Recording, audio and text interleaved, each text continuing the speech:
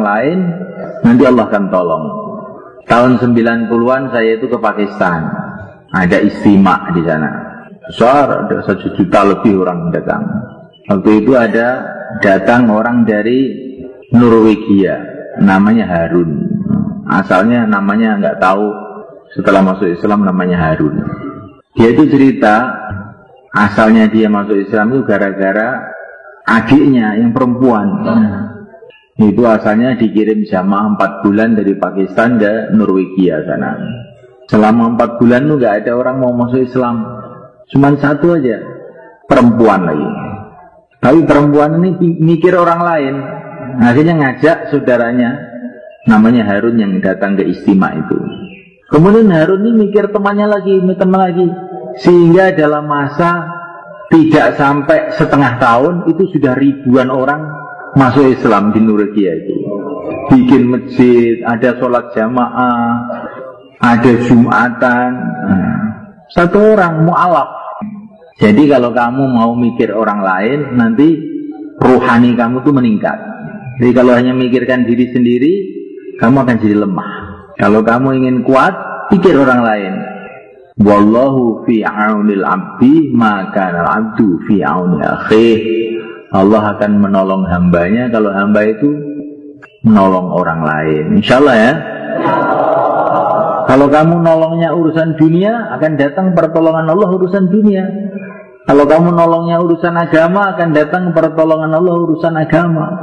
Kalau nolongnya besar, pertolongan Allah akan datang besar. Kalau nolongnya sedikit, ya datangnya sedikit juga. Maka para nabi, para rasul, para sahabat, para wali-wali Allah itu orang yang mikirkan orang lain urusan agama. Orang-orang yang punya derajat dunia, itu namanya Pak Lurah, Pak Bupati, dan lain-lain sebagainya itu. Kenapa kok punya derajat dunia? Karena dia mikir dunianya orang lain. Maka dia punya pangkat dunia, karena dia mikirkan dunianya orang lain. Kalau dia ini mikirkan agamanya orang lain, maka dia akan punya pangkat agama. Ada orang India, namanya itu Dokter Sanaullah. Dokter ini dokter dunia, bukan dokter agama. Waktu tamat SMA, kira-kira umur 19 tahun, dia belajar di Perancis. Kira-kira 40 tahun yang lalu. Sekarang sudah tua, saya pernah keluar dengan dia. Ketika mau berangkat ke Perancis, tanya kepada para ulama di sana, di India sana, saya ini mau ke Perancis, apa nasihatnya? Maka para ulama itu mengatakan, Perancis itu seperti lautan. Lautan maksiat, lautan kufur, lautan musyrik, lautan segala kejahatan itu ada di sana. Kamu masuk ke lautan, kalau diam saja ya tenggelam. Tapi kalau kamu masuk ke lautan, kamu gerakkan tangan kamu, kaki kamu akan mengambang dan selamat. Maksudnya bagaimana? Kamu nanti di sana ajak orang-orang Islam dari negara mana-mana yang pada belajar di sana itu untuk mengamalkan agama, untuk menghidupkan masjid, untuk keluar 3 hari. Nah, pada waktu itu seluruh Perancis itu baru ada 1-2 masjid. Itu pun kalau Jumatan hari Minggu. Karena kalau hari Jumat semua kerja semua. Jadi kalau Jumatan hari Minggu, tidak ada masjid Jumatan itu. Karena Allah ini bergerak ke sana. Kurang lebih 5 tahun dia selama kuliah di sana. Sekarang ini setelah 40 tahun dari kepergian sana Allah itu, ada 4.500 masjid di Perancis. Dan itu hidup semua amalan. Dimulai dari pelajar SMA yang pikir. Ada orang namanya Andri, murid Man Madiun, ikut sanlat 3 hari di sini. Setelah itu dia kuliah di IAIN. Kemarin membuat sanlat seperti ini juga di pesantren Al-Hakiki Sidoresmo Jagir Surabaya. 1 orang sekarang bikin sanlat, ngundang teman-temannya bikin sanlat di sana. Kemarin ada berapa ratus orang, ratusan orang itu ikut sanlat. 800 orang di Surabaya. 1 orang sanlat Madiun, belajar cuma 3 hari di sini. Sekarang gurakkan banyak orang di sana. Sekarang naik lagi Sunan Ampel. Kamu kira Sunan Ampel itu orang tua, jenggot putih gitu? Enggak. Datang ke sini umurnya baru 19 tahun. Sunan Ampel itu ya seperti anak SMK lah gitu. Tapi ini orang mikir agama, ini otaknya ini mikir agama aja. Selama 40 tahun seluruh Jawa masuk Islam. 40 tahun seluruh Jawa masuk Islam. Maka orang itu kalau mau mikir agama nanti jadi kuat. Tapi kalau hanya mikir perutnya aja, nanti jadi kayak kucing. Ramadan nggak Ramadan makan aja namanya kucing itu. Ini kalau orang Ramadan masih makan juga siang, apa bedanya dengan kucing? Malah baikan kucing kakinya 4, dia kakinya cuma 2. Kalau orang Ramadan atau bukan Ramadan tidak menutup aurat, wanita nggak nutup aurat, kalah dengan kucing. Kucing aja masih nutup aurat semua, ada pakai bulu, baju bulu.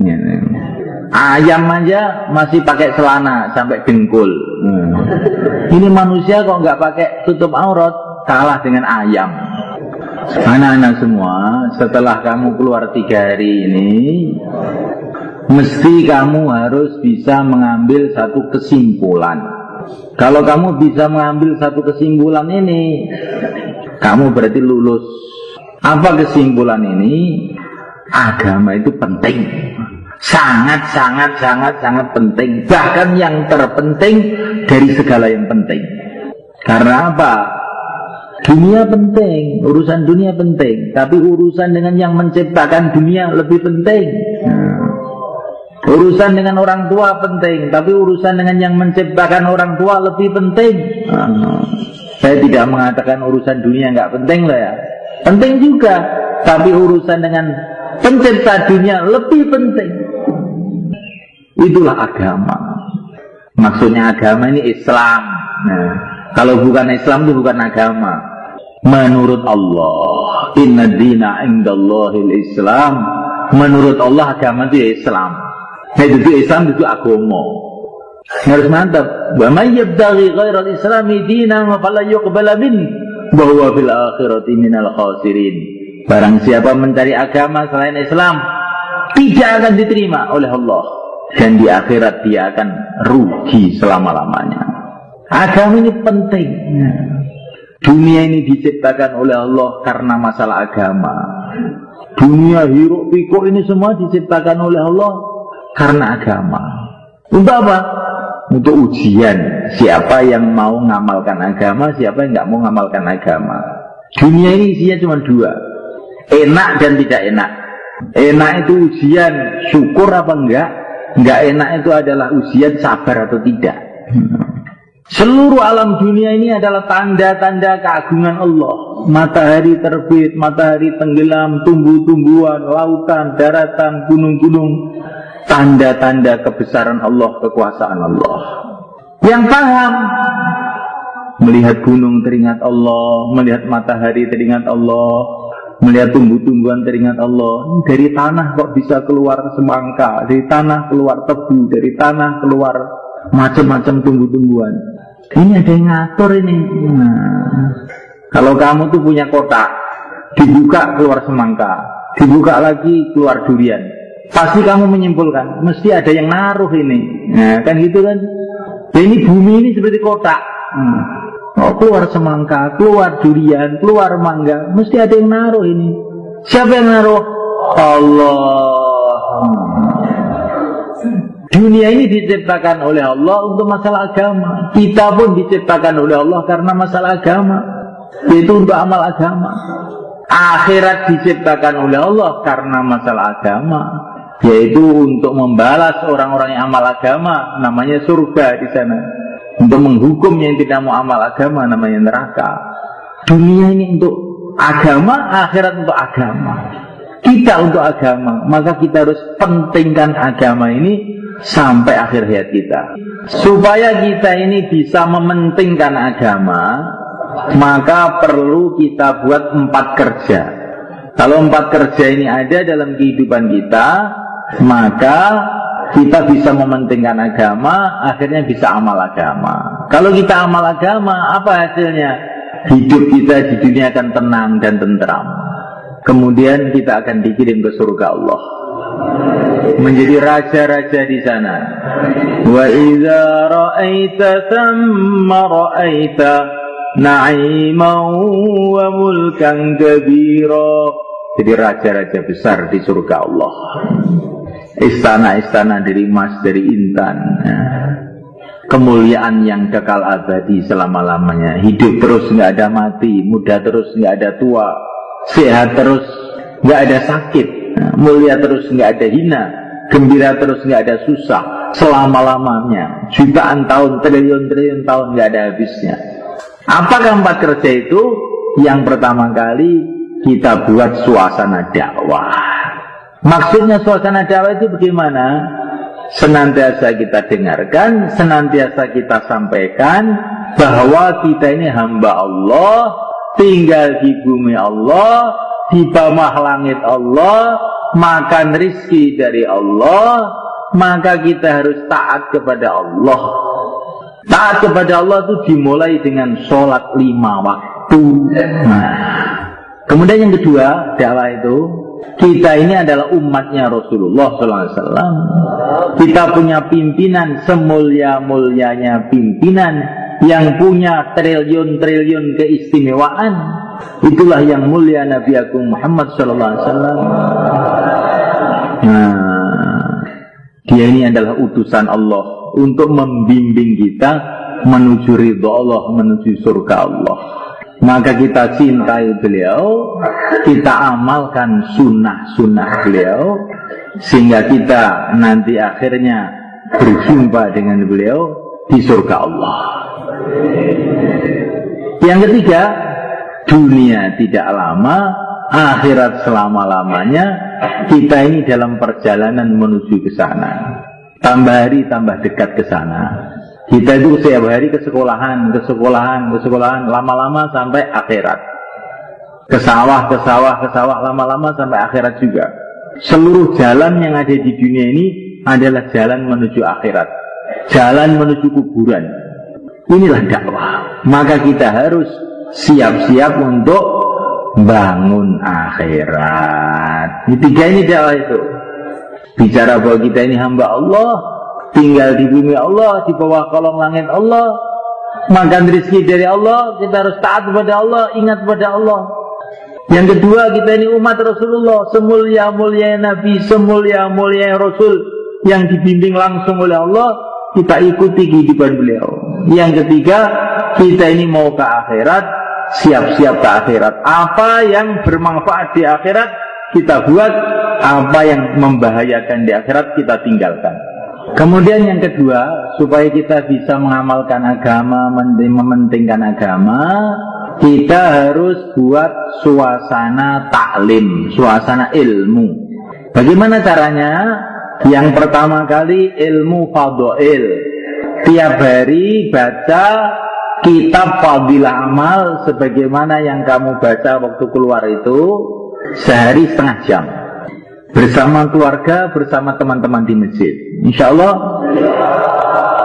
Untuk apa? Supaya kita ini sebagai hamba Allah dapat nasihat langsung dari Allah. Itulah kita fadilah amal. Kita ini umat Rasulullah, maka di situ kita dapat nasihat langsung dari Rasulullah SAW. Kita punya generasi ideal, generasi percontohan, yaitu para sahabat. Kita di situ dapat nasihat dari para sahabat. Kita ini punya orang-orang tua, yaitu para ulama, para wali-wali Allah. Di situ nasihat para ulama, para wali-wali Allah ada. Jadi dengan baca kita fadilah amal itu, kita mendapatkan nasihat dari pencipta alam semesta, nasihat dari Rasulullah utusan Allah, nasihat dari para sahabat, murid-murid Nabi, nasihat dari para wali-wali dan para ulama-ulama. Sehingga hidup kita terarah. Kalau orang tidak ada taklim, hidupnya bingung. Saya itu mau ikut siapa? Bingung.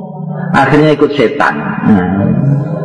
Man laisa lahu syekh kasyekhuhu syaitan, katanya para ulama. Orang yang tidak punya pimpinan, orang-orang lurus ini pimpinannya setan nanti. Maka kita harus buat suasana taklim di rumah sama keluarga kita, di masjid dengan teman-teman kita. Yang belum punya kitab Fadilah Amal, usahakan beli. Itu kitab penting untuk supaya hidup kita terarah. Terarah ini penting, bukan semua yang penting hidup yang terarah. Kita punya mobil, arahnya nggak jelas. Oh, masuk selokan, masuk jurang nanti. Hidup juga begitu. Walaupun mobil Mercedes, mobil mewah, tapi kalau nggak terarah, bahaya banget ini. Jenuh agak ya apa-apa nanti. Santri-santri pelajar, setiap habis zuhur ada program taklim di sekolahnya masing-masing. Ini kita sudah musyawarah dengan bapak-bapak guru kamu untuk membuat suasana taklim tiap habis zuhur di musola sekolah masing-masing. Kamu ikut. Itu yang tahu, yang untuk sekolahan. Tapi kamu beli sendiri kitab Fadilah Amal, kamu baca di rumah dan di masjid. Insya Allah.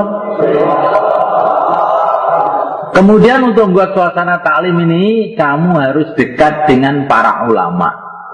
Orang itu hidup itu harus punya ulama, punya guru. Kita ini hidup harus dekat dengan para ulama. Ulama itu apa toh? Tandanya ulama itu apa? Tandanya ulama itu yang dia punya sambung dengan tokoh-tokoh ulama. Al-Imam Asy-Syafi'i, Al-Imam Al-Ghazali, ya itu tandanya ulama. Maka kalau ada orang ngaku ulama, kamu tanya, ilmu kamu itu dari Imam Syafi'i atau dari siapa? Oh, dari Imam Syafi'i. Oh, saya mau berguru dengan bapak. Enggak, saya ini langsung autodidak belajar sendiri. Wah, saya enggak mau, Pak. Ini kacangan ini, Pak. Saya kalau mau beli mobil, ya mobil yang dari Jepang yang pabrik besar. Kalau bikinan Temboro saya enggak mau. Paling 3 hari sudah bodol nanti. Iya, agama juga begitu. Kita ambil agama ini dari orang-orang yang betul-betul diakui keahliannya di seluruh dunia. Al-Imam Syafi'i, Al-Imam Al-Ghazali itu orang-orang yang diakui keilmuannya seluruh dunia. Kalau ada ulama kok nggak ikut mereka, itu bukan ulama itu. Dokter tapi nggak pernah ke fakultas kedokteran. Bahaya, nanti obat tikus dikasihkan kamu malah mati kamu nanti. Insya Allah. Hidup itu harus dekat dengan para ulama, para ustaz. Tapi saya pesan, ustaz yang nyambung dengan para imam. Yang nggak nyambung itu bahaya.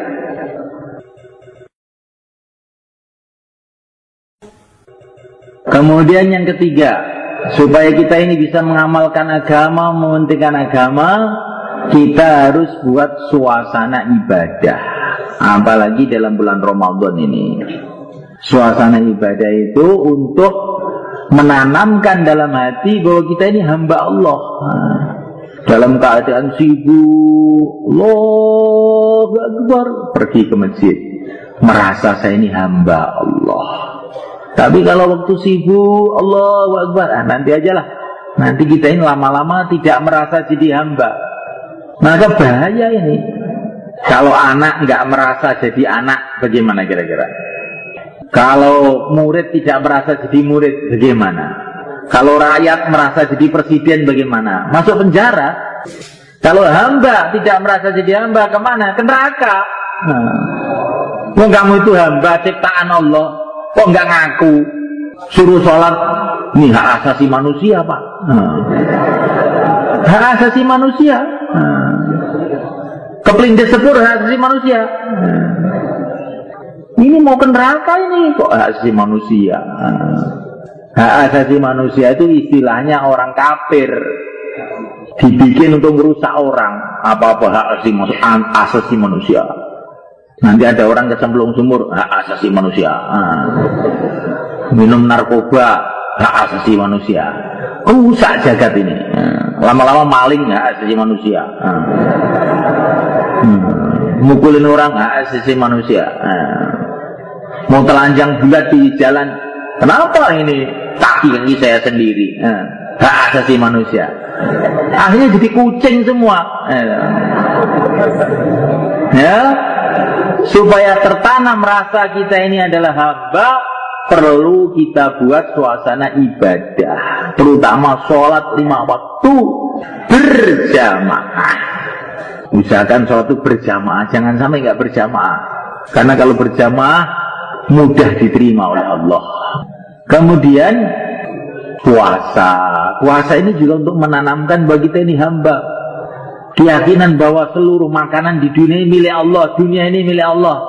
Kalau Allah nggak boleh makan, saya nggak berani makan. Nah ini rasa hamba ini akan wujud dengan ibadah. Suasana ibadah kita buat di masjid kita, di rumah kita, sholat, baca Quran, suasana ibadah kita hidupkan. Yang keempat, supaya kita ini bisa mengamalkan agama, mementingkan agama, kita perlu akhlak yang baik. Akhlak yang baik itu dimulai dengan senantiasa kita suka melayani orang. Jadi kalau ketemu orang itu ingin melayani, itu berkhidmat. Bahasa Arabnya berkhidmat. Kalau ketemu orang tua, pikirnya itu bukan mau minta uang, mau berkhidmat sama orang tua. Orang yang akhlaknya baik akan bernasib baik. Orang yang akhlaknya jahat nanti akan kejunggal suatu saat. Kalau ketemu ibu, jangan pikirannya mau menyusahkan ibu, mau menggembirakan ibunya. Setelah keluar 3 hari ini, kalau makan jangan rebutan tempe dengan adiknya. Lauk-lauk yang enak-enak untuk adik saya, untuk kakak saya sambel aja. Kenapa? Saya ingin akhlak yang baik, berkhidmat. Orang yang akhlaknya baik, doa-doanya makbul. Orang yang akhlaknya jahat, doanya nggak makbul. Akhlak yang terpenting kepada orang tua, kepada teman-teman di sekolahan kita. Kalau kita ke sekolah, bawa pensil 2. Nanti barangkali ada temannya memerlukan, dipinjamin. Belajar akhlak. Bawa penggaris 2. Untuk apa? Barangkali ada yang ketinggalan penggaris, bisa dipinjamkan. Kalau enggak waktu puasa, pergi ke sekolahan, bawa permen 10. 5 untuk temannya, 5 untuk saya. Untuk apa ini kamu kok buat begini ini? Belajar akhlak biar doanya makbul. Insya Allah. Akhlak kepada guru kita. Akhlak kepada guru itu apa? Yang paling penting adalah bagaimana prestasi kamu belajar baik. Nanti guru kita akan senang. Jangan membuat pusing gurunya karena belajarnya tidak baik. Orang yang akhlaknya baik, maka dia ini akan makbul doanya. Ini kata Nabi ini. Dan akhlak kepada seluruh orang Islam. Nanti di rumah ke masjid, langsung ngepel masjid, bersihkan WC masjid. Kenapa kamu begini? Belajar akhlak lah. Loh, siapa yang ngajari kamu? Kemarin ikut keluar 3 hari. Loh, apa itu keluar 3 hari? Belajar akhlak. Belajar hubungan kepada Allah. Loh, kok bagus ya? Saya ikut, bisa nggak begitu? Bisa. Caranya bagaimana? Malam Jumat ke Temboro, terus keluar 3 hari. Insya Allah nanti masalah-masalah akan selesai dengan akhlak. Insya Allah, kan? Kalau pulang ke rumah, Assalamualaikum. Kemudian salaman sama ayahnya, ibunya, cium tangannya. Melihat orang tua dengan kasih sayang itu adalah satu ibadah. Melihat orang tua dengan kasih sayang adalah satu ibadah. Maka Allah Ta'ala dengan akhlak yang baik ini, kita akhirnya bisa kerjasama mengamalkan agama, mudah mengamalkan agama. Kemudian anak-anak semua ya, kamu belajar di SMA perlu 3 tahun. Untuk belajar urusan-urusan kecil saja 3 tahun itu belum selesai. Belajar urusan kecil, urusan dunia ini yang hanya untuk 60 tahun, 70 tahun ini 3 tahun belum selesai. Mulai SMP 6 tahun, nanti perguruan tinggi 10 tahun. Untuk ngurus dunia ini kita perlu banyak waktu. Untuk ngurus akhirat 3 hari belum cukup. Untuk belajar ilmunya manusia Itu perlu bertahun-tahun. Untuk belajar ilmunya Rasulullah, pimpinan dari seluruh manusia, belum cukup 3 hari, belum cukup. Maka perlu kita teruskan. Maka kamu semua saya undang resmi nih. Tiap malam Jumat saya undang ke sini untuk ngaji. Nah, kalau malam Jumat dimulai dari habis asar itu sudah ada pengajian. Nanti habis maghrib juga ada lagi sampai isya. Boleh juga kamu terus i'tikaf di sini. Nanti habis sholat subuh langsung ke sekolahnya. Jadi bajunya, buku-bukunya langsung dibawa. Kalaupun nggak bisa ya habis isya bisa pulang. Untuk apa? Supaya kita ini hidup ini terarah, mengamalkan agama, mati dapat ridho Allah, masuk dalam surga Allah. Itulah cita-cita orang yang berpikir, yang sayang sama anak, sama dirinya. Kalau orang hidup asal-asalan, pokoknya si penting urip, wah itu gawat. Gawat. Asal-asalan urusan dunia aja bahaya. Kamu pasang listrik asal-asalan, konslet, bahaya. Kamu nyupir mobil asal-asalan, nabrak. Kamu jadi pilot asal-asalan, jatuh pesawatnya. Urusan akhirat tidak boleh asal-asalan. Kita mesti ada kesungguhan. Nah, 4 suasana ini kita buat, dan supaya kita nggak lupa dengan pikir-pikir ini, kalau ada waktu, kalaupun tidak ada waktu, diada-adakan. Nah, kalau nggak ada kesempatan, disempat-sempatkan. Ini setiap malam Jumat, di sini ada pengajian terus-menerus setahun penuh, nggak ada prainya. Kemudian yang terakhir, ya, saya pesen untuk Sanlat Putri sekarang ini. Ya. Sanlat Putri, mungkin kamu tidak bisa datang ke sini sering, tapi ini pesantren ini ada FM. Kamu bisa dengarkan ngaji saya itu habis asar, pagi juga ada. FM-nya apa itu alamannya? 105? Coba kamu hilangkan, saya nggak ngerti itu. 105,7 dengan 93,14, 2 stasiun. Insya Allah ya, supaya pikir-pikir agama ini tidak lali kita, tidak lupa. Kemudian yang terakhir, nanti setelah ini kita akan zikir pagi petang sejenak. Terus kemudian bapak-bapak guru salaman dengan saya. Untuk apa ini salaman ini? Karena Nabi mengatakan orang Islam yang bersalaman dosa-dosanya akan diampuni oleh Allah. Saya sebetulnya ingin salaman dengan semuanya, tapi nanti terlalu panjang. Saya salaman dengan bapak gurunya saja. Setelah itu bapak guru salaman dengan muridnya dari sekolahan masing-masing. Nah, nyambung biar. Man safahani wa safaha man safahani ila yaumil qiyamah dakhala jannah. Nabi mengatakan barang siapa salaman dengan aku, atau salaman dengan orang yang pernah salaman dengan aku, atau salaman dengan orang yang pernah salaman dengan aku, sampai hari kiamat dia nanti akan lurus hidupnya. Jadi kita salaman dengan orang Islam, niatnya biar nyambung dengan Rasulullah itu. Insyaallah ya. Sekarang kita mulai zikir pagi petang dengan istighfar dulu. Dalam satu hadis dikatakan, akan bergembiralah orang yang melihat nanti di akhirat, di catatan amal dia ini banyak istighfar. Dalam hadis yang lain dikatakan, barang siapa senantiasa istighfar, Allah akan hilangkan kesusahan-kesusahannya, dan Allah akan beri rizki tanpa disangka-sangka.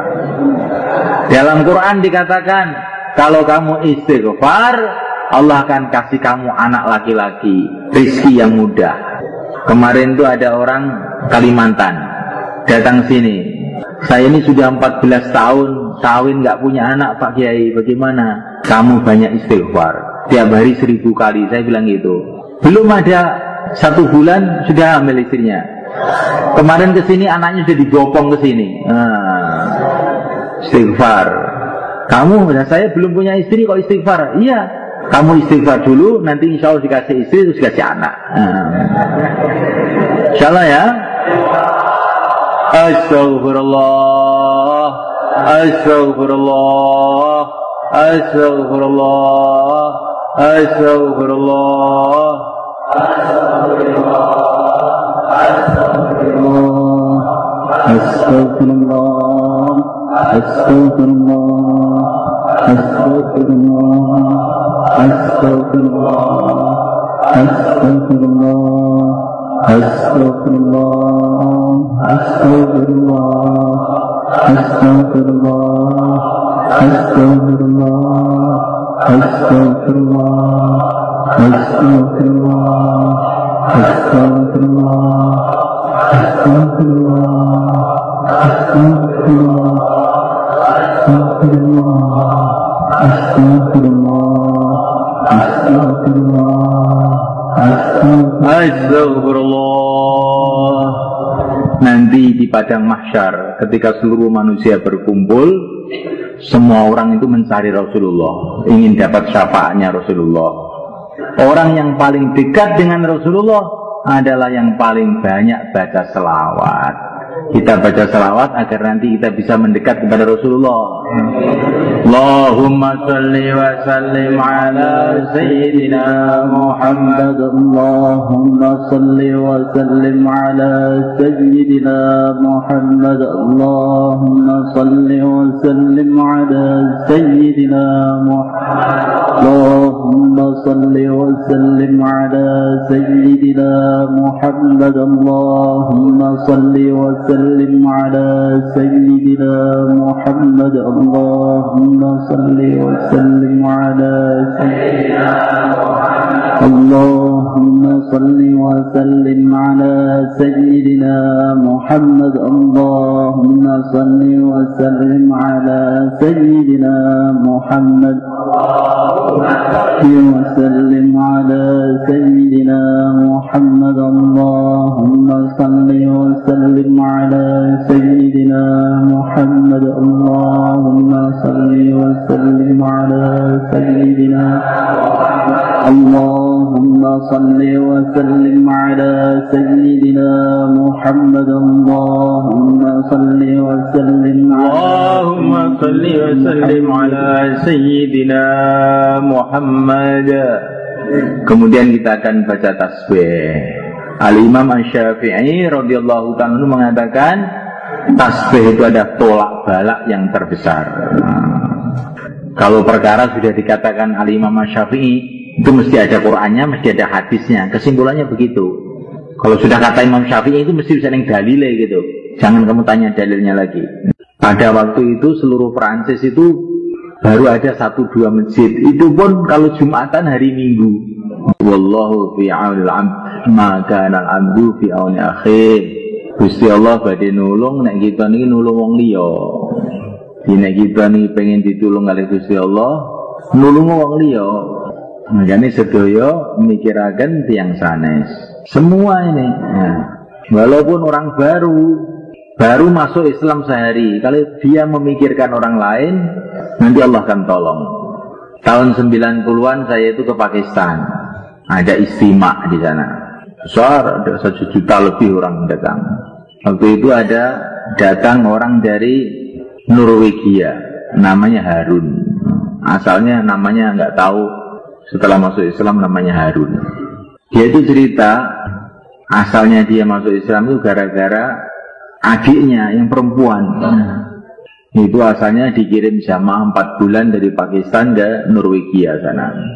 Selama 4 bulan itu nggak ada orang mau masuk Islam. Cuman 1 aja, perempuan lagi. Tapi perempuan ini mikir orang lain. Akhirnya ngajak saudaranya, namanya Harun yang datang ke istimewa itu. Kemudian Harun ini mikir teman lagi. Sehingga dalam masa tidak sampai setengah tahun, itu sudah ribuan orang masuk Islam di Norwegia itu. Bikin masjid, ada sholat jamaah, ada Jumatan. 1 orang mu'alaf. Jadi kalau kamu mau mikir orang lain, nanti rohani kamu tuh meningkat. Jadi kalau hanya mikirkan diri sendiri, kamu akan jadi lemah. Kalau kamu ingin kuat, pikir orang lain. Wallahu fi aunil abdi, maka al-abdu fi auni akhih. Allah akan menolong hambanya kalau hamba itu menolong orang lain. Insya Allah ya. Kalau kamu nolongnya urusan dunia, akan datang pertolongan Allah urusan dunia. Kalau kamu nolongnya urusan agama, akan datang pertolongan Allah urusan agama. Kalau nolongnya besar, pertolongan Allah akan datang besar. Kalau nolongnya sedikit, ya datangnya sedikit juga. Maka para nabi, para rasul, para sahabat, para wali-wali Allah itu orang yang mikirkan orang lain urusan agama. Orang-orang yang punya derajat dunia, itu namanya Pak Lurah, Pak Bupati, dan lain-lain sebagainya itu. Kenapa kok punya derajat dunia? Karena dia mikir dunianya orang lain. Maka dia punya pangkat dunia, karena dia mikirkan dunianya orang lain. Kalau dia ini mikirkan agamanya orang lain, maka dia akan punya pangkat agama. Ada orang India, namanya itu Dr. Sanaullah. Dokter ini dokter dunia, bukan dokter agama. Waktu tamat SMA, kira-kira umur 19 tahun, dia belajar di Prancis. Kira-kira 40 tahun yang lalu. Sekarang sudah tua, saya pernah keluar dengan dia.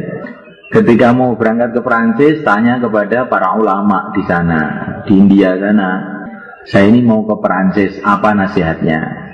Maka para ulama itu mengatakan Prancis itu seperti lautan, lautan maksiat, lautan kufur, lautan musyrik, lautan segala kejahatan itu ada di sana. Kamu masuk ke lautan, kalau diam saja ya tenggelam. Tapi kalau kamu masuk ke lautan, kamu gerakkan tangan kamu, kaki kamu, kamu akan mengambang dan selamat. Maksudnya bagaimana? Kamu nanti di sana ajak orang-orang Islam dari negara mana-mana yang pada belajar di sana itu untuk mengamalkan agama, untuk menghidupkan masjid, untuk keluar 3 hari. Nah, pada waktu itu seluruh Prancis itu baru ada 1-2 masjid. Itu pun kalau Jumatan hari Minggu. Karena kalau hari Jumat semua kerja semua. Jadi kalau Jumatan hari Minggu, tidak ada masjid Jumatan itu. Karena Allah ini bergerak ke sana. Kurang lebih 5 tahun dia selama kuliah di sana. Sekarang ini setelah 40 tahun dari kepergian sana Allah itu, ada 4.500 masjid di Prancis. Dan itu hidup semua amalan. Dimulai dari pelajar SMA yang pikir. Ada orang namanya Andri, murid Man Madiun, ikut sanlat 3 hari di sini. Setelah itu dia kuliah di IAIN. Kemarin membuat sanlat seperti ini juga di pesantren Al-Hakiki Sidoresmo Jagir Surabaya. Satu orang sekarang bikin sanlat, ngundang teman-temannya bikin sanlat di sana. Kemarin ada berapa ratus orang, ratusan orang tuh ikut sanlat. 800 orang di Surabaya. Satu orang sanlat Madiun, belajar cuma 3 hari di sini. Sekarang gerakkan banyak orang di sana. Sekarang naik lagi Sunan Ampel. Nah, kamu kira Sunan Ampel itu orang tua, jenggot putih gitu? Enggak. Datang ke sini umurnya baru 19 tahun. Sunan Ampel itu ya seperti anak SMK lah gitu. Tapi ini orang mikir agama, ini otaknya ini mikir agama aja. Selama 40 tahun seluruh Jawa masuk Islam. 40 tahun seluruh Jawa masuk Islam. Maka orang itu kalau mau mikir agama nanti jadi kuat. Tapi kalau hanya mikir perutnya aja, nanti jadi kayak kucing. Ramadan nggak Ramadan makan aja namanya kucing itu. Ini kalau orang Ramadan masih makan juga siang, apa bedanya dengan kucing? Malah baikan kucing. Kucing kakinya 4, dia kakinya cuma 2. Kalau orang Ramadan atau bukan Ramadan tidak menutup aurat, wanita nggak nutup aurat, kalah dengan kucing. Kucing aja masih nutup aurat semua, ada pakai bulu, baju bulu. Ayam aja masih pakai celana sampai dengkul. Ini manusia kok nggak pakai tutup aurat, kalah dengan ayam. Anak-anak semua, setelah kamu keluar 3 hari ini, mesti kamu harus bisa mengambil satu kesimpulan. Kalau kamu bisa mengambil satu kesimpulan ini, kamu berarti lulus. Apa kesimpulan ini? Agama itu penting. Sangat penting. Bahkan yang terpenting dari segala yang penting. Karena apa? Dunia penting, urusan dunia penting, tapi urusan dengan yang menciptakan dunia lebih penting. Urusan dengan orang tua penting, tapi urusan dengan yang menciptakan orang tua lebih penting. Saya tidak mengatakan urusan dunia nggak penting lah ya, penting juga, tapi urusan dengan pencipta dunia lebih penting. Itulah agama. Maksudnya agama ini Islam. Nah, kalau bukan Islam itu bukan agama. Menurut Allah, inna dina indallahil Islam. Menurut Allah agama itu Islam. Nah, itu Islam itu agama. Harus mantap. Wa may yabtaghi ghairal islami dinan fala yuqbala min wa huwa fil akhirati minal khasirin. Barang siapa mencari agama selain Islam, tidak akan diterima oleh Allah, dan di akhirat dia akan rugi selama-lamanya. Agama ini penting. Dunia ini diciptakan oleh Allah karena masalah agama. Dunia hiruk pikuk ini semua diciptakan oleh Allah karena agama. Untuk apa? Untuk ujian siapa yang mau ngamalkan agama, siapa yang nggak mau ngamalkan agama. Dunia ini isinya cuma 2, enak dan tidak enak. Enak itu ujian syukur apa enggak enak itu adalah ujian sabar atau tidak. Seluruh alam dunia ini adalah tanda-tanda keagungan Allah. Matahari terbit, matahari tenggelam, tumbuh-tumbuhan, lautan, daratan, gunung-gunung, tanda-tanda kebesaran Allah, kekuasaan Allah. Yang paham, melihat gunung teringat Allah, melihat matahari teringat Allah, melihat tumbuh-tumbuhan teringat Allah. Dari tanah kok bisa keluar semangka, dari tanah keluar tebu, dari tanah keluar macam-macam tumbuh-tumbuhan. Ini ada yang ngatur ini. Nah, kalau kamu tuh punya kotak, dibuka keluar semangka, dibuka lagi keluar durian, pasti kamu menyimpulkan mesti ada yang naruh ini. Nah, kan gitu kan. Dan ini bumi ini seperti kotak. Oh, keluar semangka, keluar durian, keluar mangga, mesti ada yang naruh ini. Siapa yang naruh? Allah. Dunia ini diciptakan oleh Allah untuk masalah agama. Kita pun diciptakan oleh Allah karena masalah agama, yaitu untuk amal agama. Akhirat diciptakan oleh Allah karena masalah agama, yaitu untuk membalas orang-orang yang amal agama, namanya surga di sana. Untuk menghukum yang tidak mau amal agama, namanya neraka. Dunia ini untuk agama, akhirat untuk agama. Kita untuk agama, maka kita harus pentingkan agama ini sampai akhir hayat kita.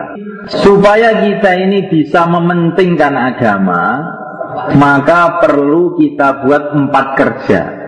Kalau 4 kerja ini ada dalam kehidupan kita, maka kita bisa mementingkan agama, akhirnya bisa amal agama. Kalau kita amal agama, apa hasilnya?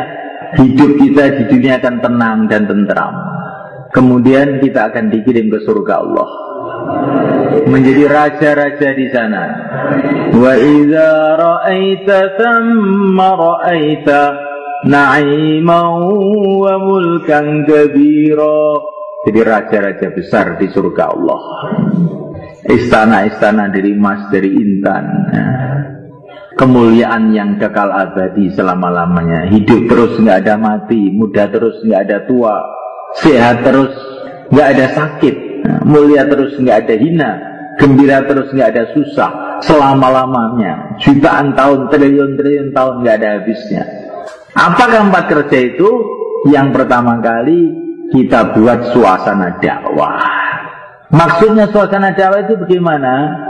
Senantiasa kita dengarkan, senantiasa kita sampaikan bahwa kita ini hamba Allah, tinggal di bumi Allah, di bawah langit Allah, makan rizki dari Allah, maka kita harus taat kepada Allah.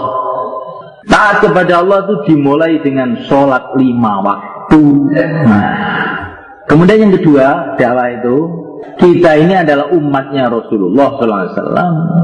Kita punya pimpinan semulia-mulianya pimpinan yang punya triliun-triliun keistimewaan. Itulah yang mulia Nabi Agung Muhammad SAW. Nah, dia ini adalah utusan Allah untuk membimbing kita menuju ridha Allah, menuju surga Allah. Maka kita cintai beliau, kita amalkan sunnah-sunnah beliau, sehingga kita nanti akhirnya berjumpa dengan beliau di surga Allah. Yang ketiga, dunia tidak lama, akhirat selama-lamanya. Kita ini dalam perjalanan menuju ke sana. Tambah hari tambah dekat ke sana. Kita itu setiap hari ke sekolahan, lama-lama sampai akhirat. Ke sawah, lama-lama sampai akhirat juga.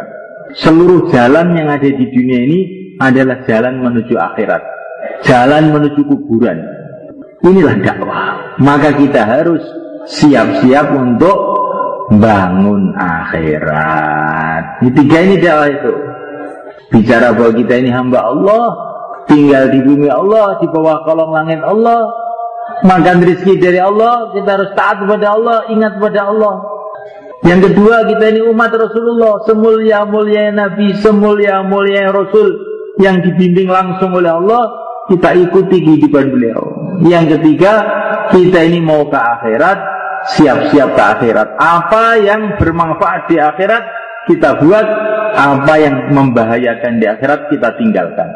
Kemudian yang kedua, supaya kita bisa mengamalkan agama, mementingkan agama, kita harus buat suasana taklim, suasana ilmu. Bagaimana caranya?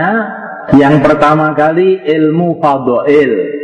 Tiap hari baca kitab fadilah amal sebagaimana yang kamu baca waktu keluar itu, sehari setengah jam. Bersama keluarga, bersama teman-teman di masjid. Insya Allah. Untuk apa? Supaya kita ini sebagai hamba Allah dapat nasihat langsung dari Allah. Itulah kita fadilah amal. Kita ini umat Rasulullah, maka di situ kita dapat nasihat langsung dari Rasulullah SAW. Kita punya generasi ideal. Generasi percontohan, yaitu para sahabat. Kita di situ dapat nasihat dari para sahabat. Kita ini punya orang-orang tua, yaitu para ulama, para wali-wali Allah. Di situ nasihat para ulama, para wali-wali Allah ada. Jadi dengan baca kita fadilah amal itu, kita mendapatkan nasihat dari pencipta alam semesta, nasihat dari Rasulullah utusan Allah, nasihat dari para sahabat murid-murid Nabi, nasihat dari para wali-wali dan para ulama-ulama. Sehingga hidup kita terarah. Kalau orang tidak ada taklim, hidupnya bingung. Saya itu mau ikut siapa? Bingung. Akhirnya ikut setan. Man laisa lahu syekh fa syaikhuhu syaitan, katanya para ulama. Orang yang tidak punya pimpinan, orang-orang lurus ini pimpinannya setan nanti. Maka kita harus buat suasana taklim di rumah sama keluarga kita, di masjid dengan teman-teman kita. Yang belum punya kitab fadilah amal, usahakan beli. Itu kitab penting untuk supaya hidup kita terarah. Terarah ini penting, bukan semua yang penting hidup yang terarah. Kita punya mobil, arahnya nggak jelas. Oh, masuk selokan, masuk jurang nanti. Hidup juga begitu. Walaupun mobil Mercedes, mobil mewah, tapi kalau nggak terarah, bahaya banget ini. Jenuh ada ya apa-apa nanti. Santri-santri pelajar, setiap habis zuhur ada program taklim di sekolahnya masing-masing. Ini kita sudah musyawarah dengan bapak-bapak guru kamu untuk membuat suasana taklim tiap habis zuhur di musola sekolahan masing-masing. Kamu ikut. Itu yang untuk sekolahan. Tapi kamu beli sendiri kitab fadilah amal, kamu baca di rumah dan di masjid. Insya Allah. Kemudian untuk membuat suasana taklim ini, kamu harus dekat dengan para ulama. Orang itu hidup itu harus punya ulama, punya guru. Kita ini hidup harus dekat dengan para ulama. Ulama itu apa toh? Tandanya ulama itu apa? Tandanya ulama itu yang dia punya sambung dengan tokoh-tokoh ulama. Al-Imam Asy-Syafi'i, Al-Imam Al-Ghazali, ya itu tandanya ulama. Maka kalau ada orang ngaku ulama, kamu tanya, ilmu kamu itu dari Imam Syafi'i atau dari siapa? Oh, dari Imam Syafi'i. Oh, saya mau berguru dengan bapak. Enggak, saya ini langsung autodidak belajar sendiri. Wah, saya enggak mau, Pak. Ini kacangan ini, Pak. Saya kalau mau beli mobil, ya mobil yang dari Jepang yang pabrik besar. Kalau bikinan Temboro saya nggak mau, paling 3 hari sudah bodol nanti. Iya, agama juga begitu.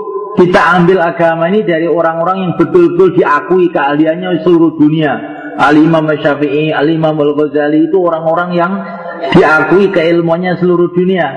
Kalau ada ulama kok nggak ikut mereka, itu bukan ulama itu.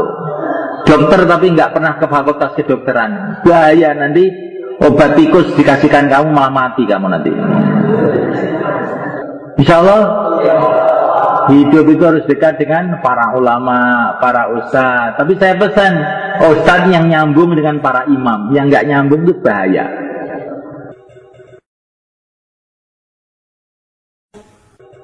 Kemudian yang ketiga, supaya kita ini bisa mengamalkan agama, mementingkan agama, kita harus buat suasana ibadah. Apalagi dalam bulan Ramadan ini. Suasana ibadah itu untuk menanamkan dalam hati bahwa kita ini hamba Allah. Dalam keadaan sibuk, Allahu Akbar, pergi ke masjid, merasa saya ini hamba Allah. Tapi kalau waktu sibuk, Allahu Akbar, nanti aja lah. Nanti kita ini lama-lama tidak merasa jadi hamba. Maka bahaya ini. Kalau anak nggak merasa jadi anak, bagaimana kira-kira? Kalau murid tidak merasa jadi murid, bagaimana? Kalau rakyat merasa jadi presiden, bagaimana? Masuk penjara. Kalau hamba tidak merasa jadi hamba, kemana? Ke neraka. Kamu itu hamba ciptaan Allah, kok nggak ngaku? Suruh sholat, ini hak asasi manusia, Pak. Hak asasi manusia.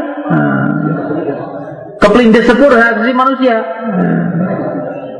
Ini mau ke neraka ini, kok hak asasi manusia. Hak asasi manusia itu istilahnya orang kafir, dibikin untuk merusak orang. Apa-apa hak asasi manusia. Nanti ada orang kecemplung sumur, hak asasi manusia. Minum narkoba, hak asasi manusia. Rusak jagat ini. Lama-lama maling, hak asasi manusia. Mukulin orang, hak asasi manusia. Mau telanjang bulat di jalan, kenapa ini kaki saya sendiri? Hak asasi manusia. Akhirnya jadi kucing semua.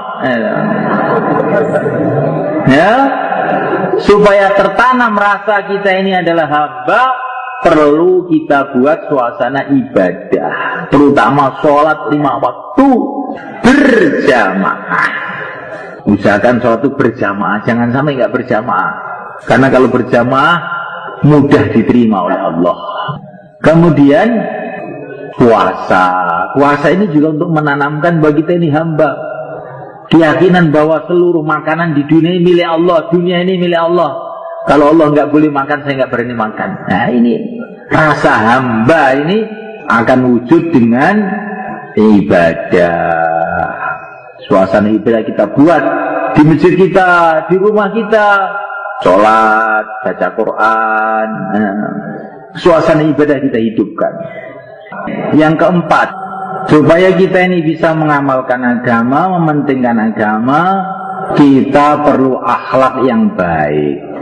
Akhlak yang baik itu dimulai dengan senantiasa kita suka melayani orang. Jadi kalau ketemu orang itu ingin melayani, itu berkhidmat. Bahasa Arabnya berkhidmat. Kalau ketemu orang tua, pikirnya itu bukan mau minta uang, mau berkhidmat sama orang tua. Orang yang akhlaknya baik akan bernasib baik. Orang yang akhlaknya jahat nanti akan kejunggal suatu saat. Kalau ketemu ibu, jangan pikirannya mau menyusahkan ibu, mau menggembirakan ibunya. Setelah keluar 3 hari ini, kalau makan, jangan rebutan tempe dengan adiknya. Lauk-lauk yang enak-enak untuk adik saya, untuk kakak saya sambel aja. Kenapa? Saya ingin akhlak yang baik, berkhidmat. Orang yang akhlaknya baik, doa-doanya makbul. Orang yang akhlaknya jahat, doanya nggak makbul. Akhlak yang terpenting kepada orang tua, kepada teman-teman di sekolahan kita.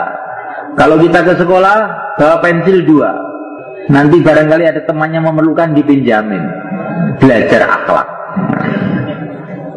Bawa penggaris 2. Untuk apa? Barangkali ada yang ketinggalan penggaris, bisa dipinjamkan. Kalau enggak waktu puasa, pergi ke sekolahan, bawa permen 10. 5 untuk temannya, 5 untuk saya. Untuk apa ini kamu kok buat begini ini? Belajar akhlak biar doanya makbul. Insya Allah. Akhlak kepada guru kita. Akhlak kepada guru itu apa? Yang paling penting adalah bagaimana prestasi kamu belajar baik. Nanti guru kita akan senang. Jangan membuat pusing gurunya karena belajarnya tidak baik. Orang yang akhlaknya baik, maka dia ini akan makbul doanya. Ini kata Nabi ini. Dan akhlak kepada seluruh orang Islam. Nanti di rumah ke masjid, langsung ngepel masjid, bersihkan WC masjid. Kenapa kamu begini? Belajar akhlak, Pak. Loh, siapa yang ngajari kamu? Kemarin ikut keluar 3 hari. Loh, apa itu keluar 3 hari? Belajar akhlak. Belajar hubungan kepada Allah. Loh, kok bagus ya? Saya ikut, bisa nggak begitu? Bisa. Caranya bagaimana? Malam Jumat ke Temboro, terus keluar 3 hari. Insya Allah nanti masalah-masalah akan selesai dengan akhlak. Insya Allah, kan? Kalau pulang ke rumah, Assalamualaikum. Kemudian salaman sama ayahnya, ibunya, cium tangannya.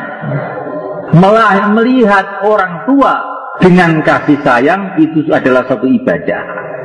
Melihat orang tua dengan kasih sayang adalah satu ibadah.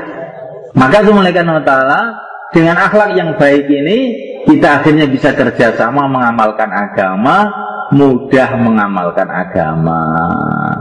Kemudian anak-anak semua ya, kamu belajar di SMA perlu 3 tahun. Untuk belajar urusan-urusan kecil saja 3 tahun itu belum selesai. Belajar urusan kecil, urusan dunia ini yang hanya untuk 60 tahun, 70 tahun ini 3 tahun belum selesai. Mulai SMP 6 tahun, nanti perguruan tinggi 10 tahun. Untuk ngurus dunia ini kita perlu banyak waktu. Untuk ngurus akhirat 3 hari belum cukup.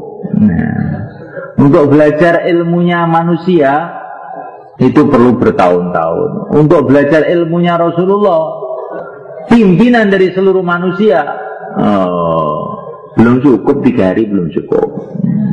Maka perlu kita teruskan. Maka kamu semua saya undang resmi nih. Tiap malam Jumat saya undang ke sini untuk ngaji. Kalau malam Jumat dimulai dari habis asar itu sudah ada pengajian. Nanti habis maghrib juga ada lagi sampai isya. Boleh juga kamu terus itikaf di sini. Nanti habis sholat subuh langsung ke sekolahnya. Jadi bajunya, buku-bukunya langsung dibawa. Kalaupun nggak bisa ya habis isya bisa pulang. Untuk apa? Supaya kita ini hidup ini terarah, mengamalkan agama, mati dapat ridho Allah, masuk dalam surga Allah. Itulah cita-cita orang yang berpikir, yang sayang sama anak, sama dirinya. Kalau orang hidup asal-asalan, pokoknya si penting urip, wah itu gawat. Gawat. Asal-asalan urusan dunia aja bahaya. Kamu pasang listrik asal-asalan, konslet, bahaya. Kamu nyupir mobil asal-asalan, nabrak. Kamu jadi pilot asal-asalan, jatuh pesawatnya. Urusan akhirat tidak boleh asal-asalan. Kita mesti ada kesungguhan. Nah, 4 suasana ini kita buat, dan supaya kita nggak lupa dengan pikir-pikir ini, kalau ada waktu, kalaupun tidak ada waktu, diada-adakan. Nah, kalau nggak ada kesempatan, disempat-sempatkan. Ini setiap malam Jumat, di sini ada pengajian terus-menerus setahun penuh, nggak ada perayaan. Kemudian yang terakhir, ya, saya pesan untuk Sanlat Putri sekarang ini. Ya. Sanlat Putri, mungkin kamu tidak bisa datang ke sini sering, tapi ini pesantren ini ada FM. Kamu bisa dengarkan ngaji saya itu habis asar, pagi juga ada. FM-nya apa itu alamannya? 105?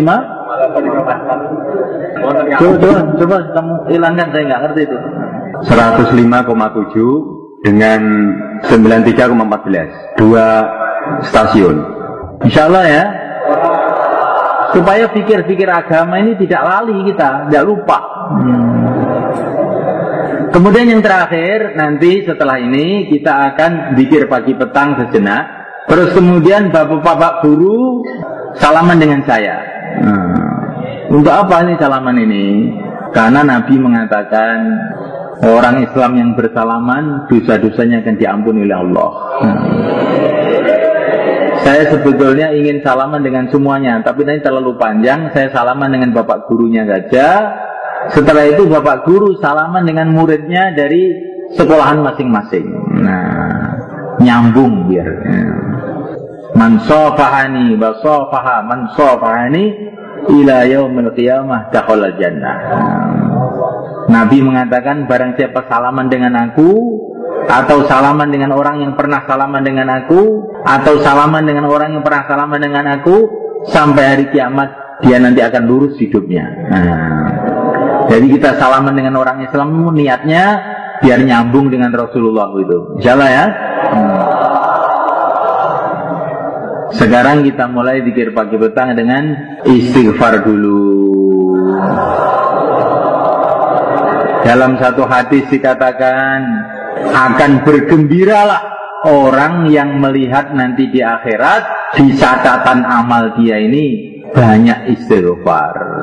Dalam hadis yang lain dikatakan, barang siapa senantiasa istighfar, Allah akan hilangkan kesusahan-kesusahannya, dan Allah akan beri rizki tanpa disangka-sangka.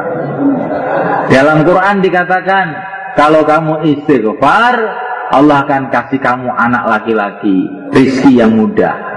Kemarin tuh ada orang Kalimantan datang sini. Saya ini sudah 14 tahun kawin nggak punya anak, Pak Kiai, bagaimana? Kamu banyak istighfar, tiap hari 1000 kali. Saya bilang gitu. Belum ada 1 bulan sudah hamil istrinya. Kemarin kesini anaknya sudah digopong kesini. Istighfar. Kamu dan saya belum punya istri kok istighfar. Iya, kamu istighfar dulu, nanti insya Allah dikasih istri terus dikasih anak. Insya Allah ya. Astagfirullah, astagfirullah, astagfirullah, astagfirullah,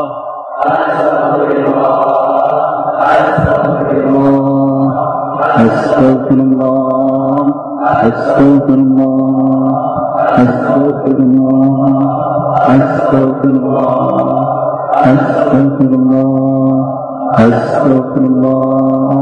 astagfirullah, astagfirullah, astagfirullah, astagfirullah,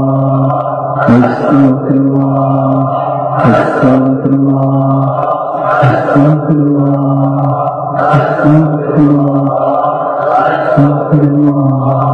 astagfirullah, astagfirullah, astagfirullah.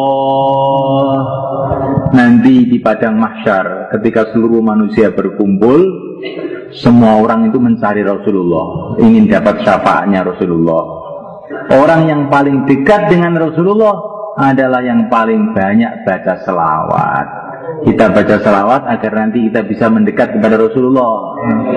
Allahumma salli wa sallim ala sayyidina Muhammad. Allahumma salli wa sallim ala sayyidina Muhammad. Allahumma salli wa sallim ala sayyidina Muhammad. Allahumma salli wa sallim ala sayyidina Muhammad. Allahumma salli wa sallim ala sayyidina Muhammad. Allahumma salli wa sallim ala sayyidina Muhammad. Allahumma salli wa sallim ala sayyidina Muhammad. Allahumma salli wa sallim ala sayyidina Muhammad. Allahumma salli ala sayyidina Muhammad. Allahumma salli wa sallim ala sayyidina Muhammad. Allahumma salli wa sallim ala sayyidina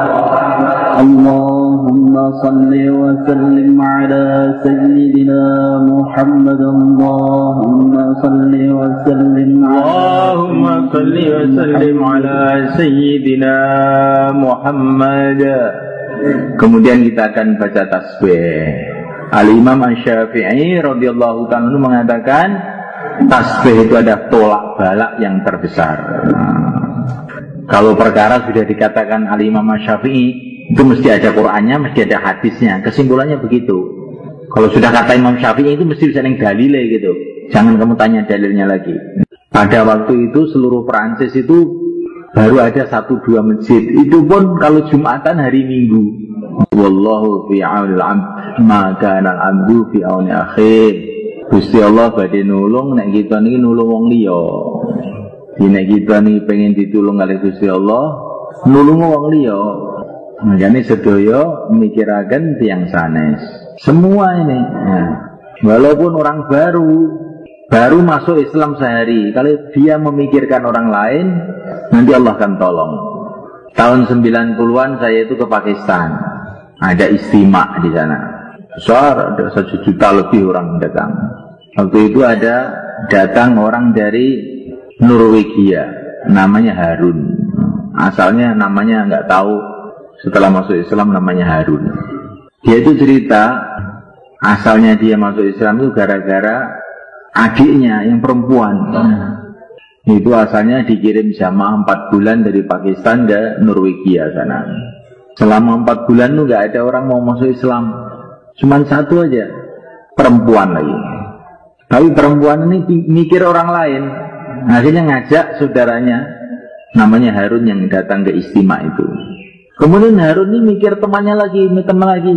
Sehingga dalam masa tidak sampai setengah tahun itu sudah ribuan orang masuk Islam di Norwegia itu.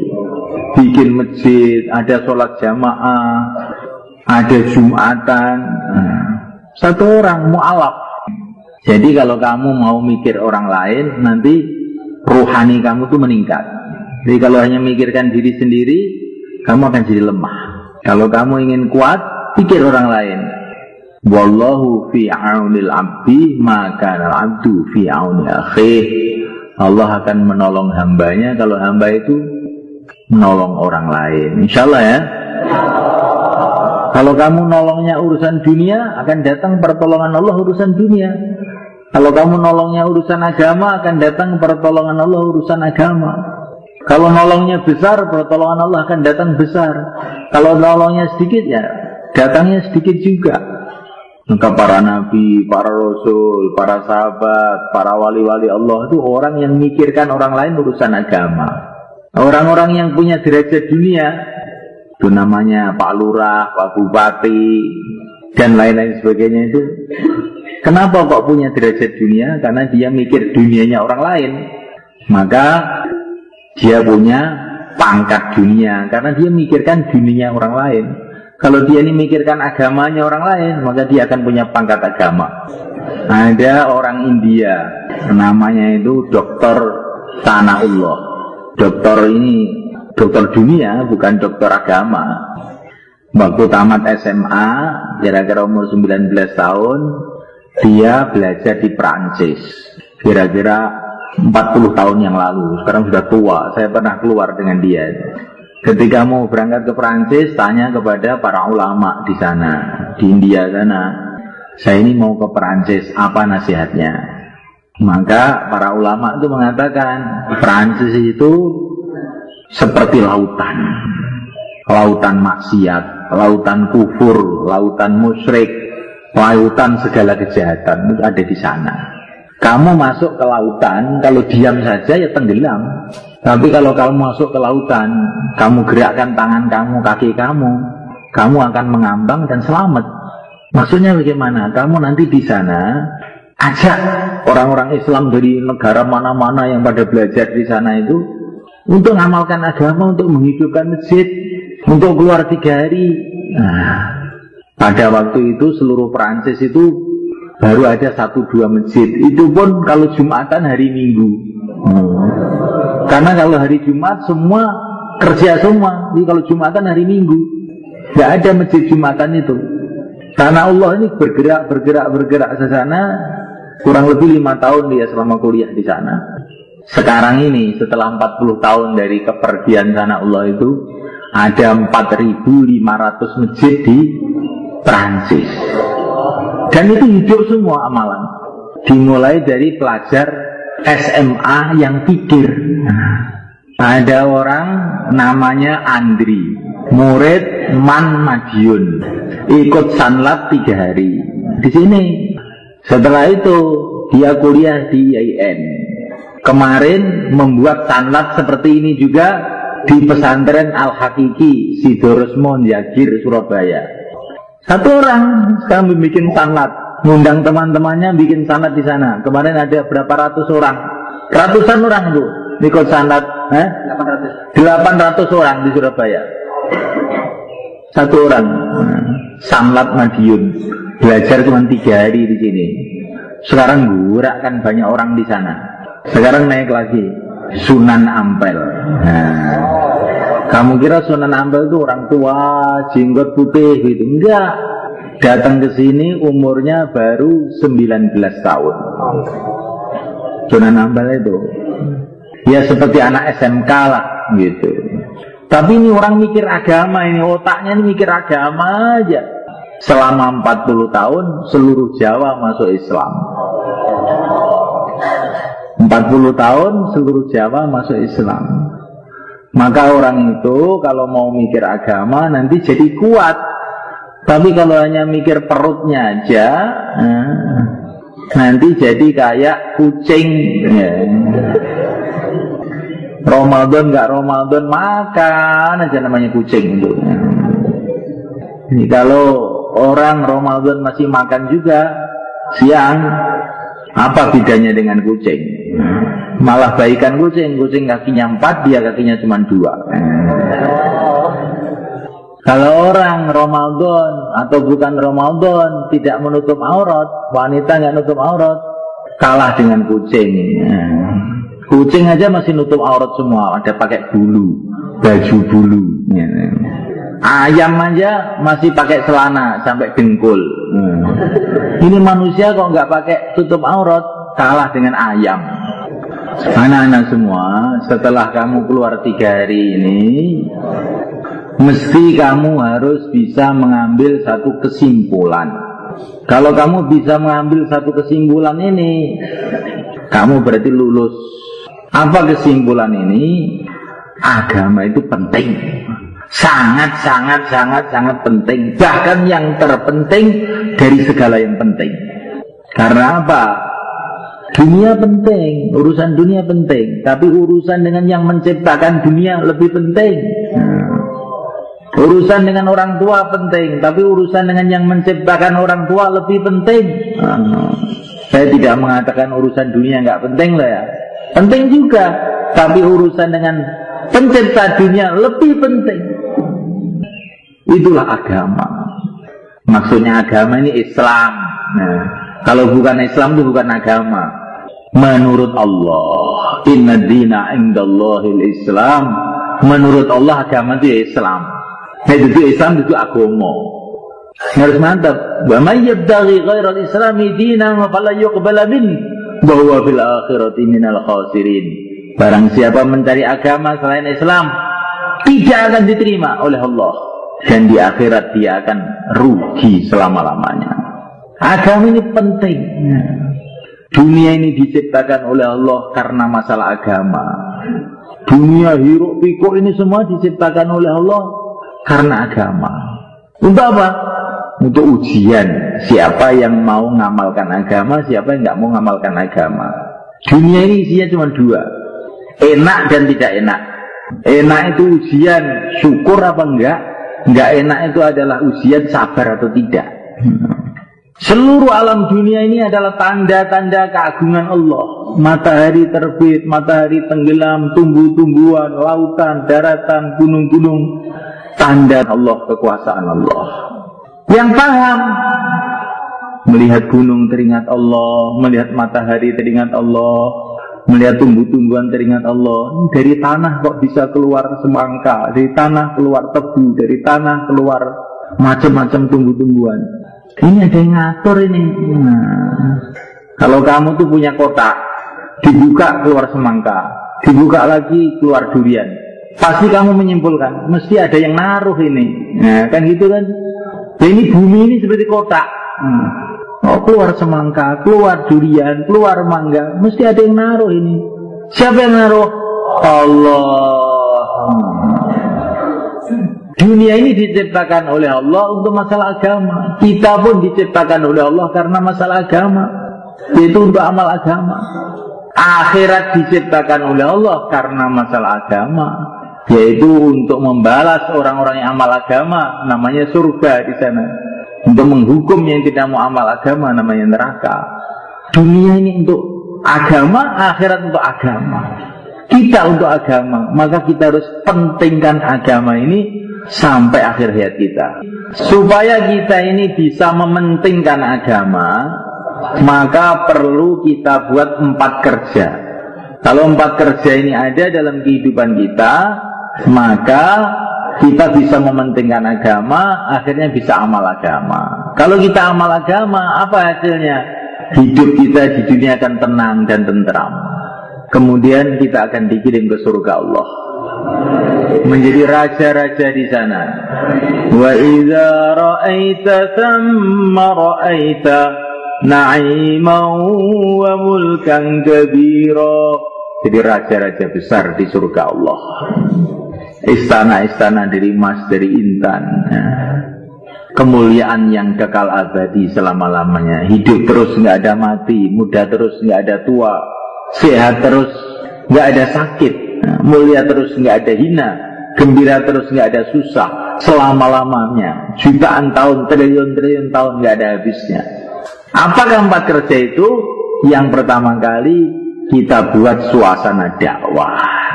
Maksudnya suasana dakwah itu bagaimana? Senantiasa kita dengarkan, senantiasa kita sampaikan bahwa kita ini hamba Allah, tinggal di bumi Allah, di bawah langit Allah, makan rizki dari Allah, maka kita harus taat kepada Allah. Taat kepada Allah itu dimulai dengan sholat 5 waktu. Kemudian yang kedua, dakwah itu, kita ini adalah umatnya Rasulullah SAW. Kita punya pimpinan semulia-mulianya pimpinan yang punya triliun-triliun keistimewaan. Itulah yang mulia Nabi Agung Muhammad SAW. Dia ini adalah utusan Allah. Jalan menuju kuburan. Inilah dakwah. Maka kita harus siap-siap untuk bangun akhirat. Di 3 ini dakwah itu. Bicara bahwa kita ini hamba Allah, tinggal di bumi Allah, di bawah kolong langit Allah, makan rezeki dari Allah, kita harus taat kepada Allah, ingat kepada Allah. Yang kedua, kita ini umat Rasulullah, semulia-mulia Nabi, semulia-mulia Rasul yang dibimbing langsung oleh Allah, kita ikuti kehidupan beliau. Yang ketiga, kita ini mau ke akhirat, siap-siap ke akhirat. Apa yang bermanfaat di akhirat kita buat, apa yang membahayakan di akhirat kita tinggalkan. Kemudian yang kedua, supaya kita bisa mengamalkan agama, mementingkan agama, kita harus buat suasana taklim, suasana ilmu. Bagaimana caranya? Yang pertama kali ilmu fadhail. Tiap hari baca kitab fadilah amal sebagaimana yang kamu baca waktu keluar itu sehari setengah jam. Bersama keluarga, bersama teman-teman di masjid. Insya Allah. Untuk apa? Supaya kita ini sebagai hamba Allah dapat nasihat langsung dari Allah. Itulah kitab fadilah amal. Kita ini umat Rasulullah, maka di situ kita dapat nasihat langsung dari Rasulullah SAW. Kita punya generasi ideal, generasi percontohan, yaitu para sahabat. Kita di situ dapat nasihat dari para sahabat. Kita ini punya orang-orang tua, yaitu para ulama, para wali-wali Allah. Di situ nasihat para ulama, para wali-wali Allah ada. Jadi dengan baca kitab fadilah amal itu, kita mendapatkan nasihat dari pencipta alam semesta, nasihat dari Rasulullah utusan Allah, nasihat dari para sahabat murid-murid Nabi, nasihat dari para wali-wali dan para ulama-ulama. Sehingga hidup kita terarah. Kalau orang tidak ada taklim, hidupnya bingung. Saya itu mau ikut siapa? Bingung. Akhirnya ikut setan.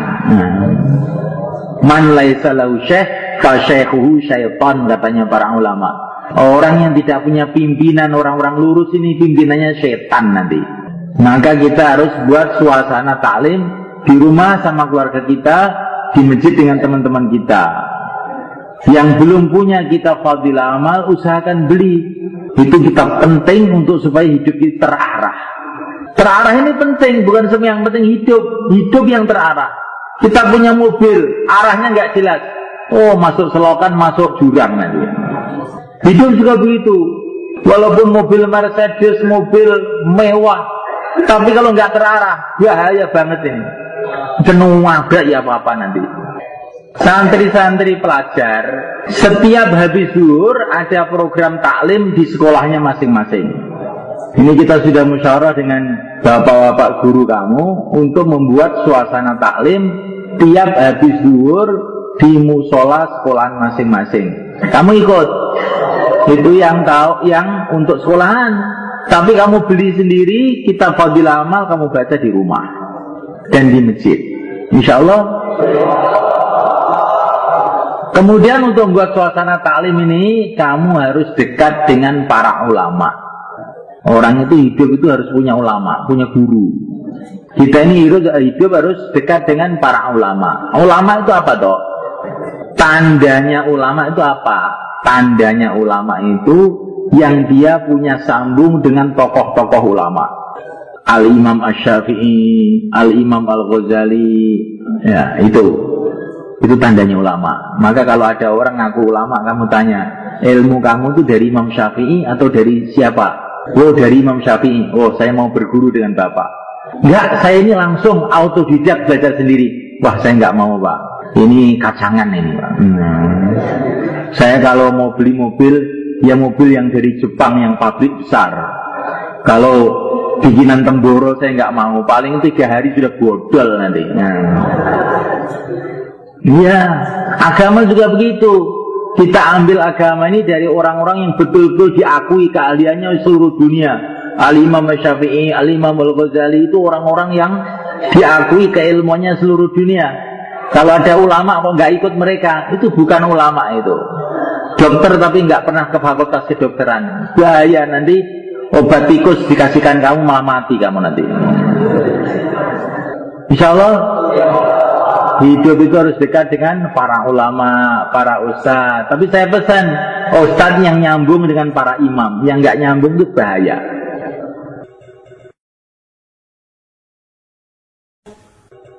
Kemudian yang ketiga, supaya kita ini bisa mengamalkan agama, mementingkan agama, kita harus buat suasana ibadah. Apalagi dalam bulan Ramadan ini. Suasana ibadah itu untuk menanamkan dalam hati bahwa kita ini hamba Allah. Dalam keadaan sibuk, Allahu Akbar, pergi ke masjid, merasa saya ini hamba Allah. Tapi kalau waktu sibuk, Allahu Akbar, nanti aja lah. Nanti kita ini lama-lama tidak merasa jadi hamba. Maka bahaya ini. Kalau anak nggak merasa jadi anak, bagaimana kira-kira? Kalau murid tidak merasa jadi murid, bagaimana? Kalau rakyat merasa jadi presiden, bagaimana? Masuk penjara. Kalau hamba tidak merasa jadi hamba, kemana? Lama-lama maling nggak asasi manusia. Mukulin orang nggak asasi manusia. Mau telanjang bulat di jalan, kenapa ini kaki saya sendiri? Nggak asasi manusia. Akhirnya jadi kucing semua. Ya, supaya tertanam rasa kita ini adalah hamba, perlu kita buat suasana ibadah, terutama sholat 5 waktu berjamaah. Usahakan sholat itu berjamaah, jangan sampai nggak berjamaah, karena kalau berjamaah mudah. Kemudian puasa ini juga untuk menanamkan bagi kita ini hamba mau minta uang, mau berkhidmat sama orang tua. Orang yang akhlaknya baik akan bernasib baik. Orang yang akhlaknya jahat nanti akan kejunggal satu saat. Kalau ketemu ibu, jangan pikirannya mau menyusahkan ibu, mau menggembirakan ibunya.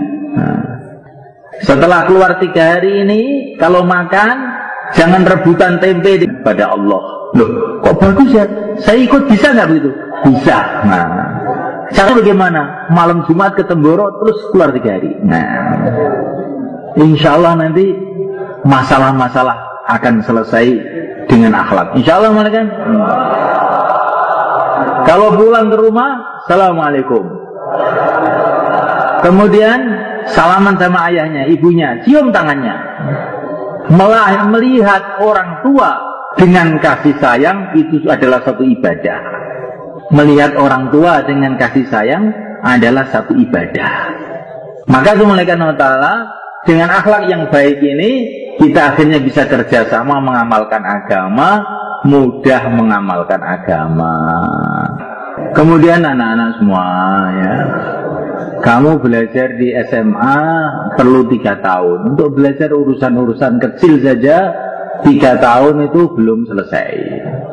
Belajar urusan kecil, urusan dunia ini yang hanya untuk 60 tahun, 70 tahun ini 3 tahun belum selesai. Mulai SMP 6 tahun, nanti perguruan tinggi 10 tahun. Untuk ngurus dunia ini kita perlu banyak waktu. Untuk ngurus akhirat 3 hari belum cukup. Untuk belajar ilmunya manusia itu perlu bertahun-tahun. Untuk belajar ilmunya Rasulullah, pimpinan dari seluruh manusia, belum cukup 3 hari, belum cukup. Maka perlu kita teruskan. Maka kamu semua saya undang resmi nih. Tiap malam Jumat saya undang ke sini untuk ngaji. Kalau malam Jumat dimulai dari habis asar itu sudah ada pengajian. Nanti habis maghrib juga ada lagi sampai isya. Boleh juga kamu terus i'tikaf di sini. Nanti habis sholat subuh langsung ke sekolahnya. Jadi baju gawat. Asal-asalan urusan dunia aja bahaya. Kamu pasang listrik asal-asalan konslet bahaya. Kamu nyupir mobil asal-asalan nabrak. Kamu jadi pilot asal-asalan jatuh pesawatnya. Urusan akhirat tidak boleh asal-asalan. Kita mesti ada kesungguhan. Nah, 4 suasana ini kita buat, dan supaya kita nggak lupa dengan pikir-pikir ini, kalau ada waktu, kalaupun tidak ada waktu, diada-adakan. Kalau nggak ada kesempatan, disempat-sempatkan. Ini setiap malam Jumat di sini ada pengajian terus-menerus setahun penuh, nggak ada perainya. Kemudian yang terakhir, ya, saya pesan untuk Sanlat Putri sekarang ini. Ya. Sanlat Putri, mungkin kamu tidak bisa datang ke sini sering, tapi ini pesantren ini ada FM. Kamu bisa dengarkan ngaji saya itu habis asar, pagi juga ada. FM-nya apa itu alamatnya? 105? Coba kamu hilangkan, saya nggak ngerti itu. 105,7 dengan 93,14, 2 stasiun. Insya Allah ya, supaya pikir-pikir agama ini tidak lali kita, tidak lupa. Kemudian yang terakhir, nanti setelah ini kita akan zikir pagi petang sejenak. Terus kemudian bapak-bapak guru salaman dengan saya. Untuk apa ini salaman ini? Karena Nabi mengatakan orang Islam yang bersalaman dosa-dosanya akan diampuni oleh Allah. Saya sebetulnya ingin salaman dengan semuanya, tapi nanti terlalu panjang. Saya salaman dengan bapak gurunya saja. Setelah itu bapak guru salaman dengan muridnya dari sekolahan masing-masing. Nah, nyambung biar. Man safahani wa safaha man safahani ila yaumil qiyamah dakhala jannah. Nabi mengatakan barang siapa salaman dengan aku, atau salaman dengan orang yang pernah salaman dengan aku, atau salaman dengan orang yang pernah salaman dengan aku, sampai hari kiamat dia nanti akan lurus hidupnya. Jadi kita salaman dengan orang Islam niatnya biar nyambung dengan Sekarang kita mulai zikir pagi petang dengan Astaghfirullah, Astaghfirullah, Astaghfirullah, Astaghfirullah, Astaghfirullah, Astaghfirullah,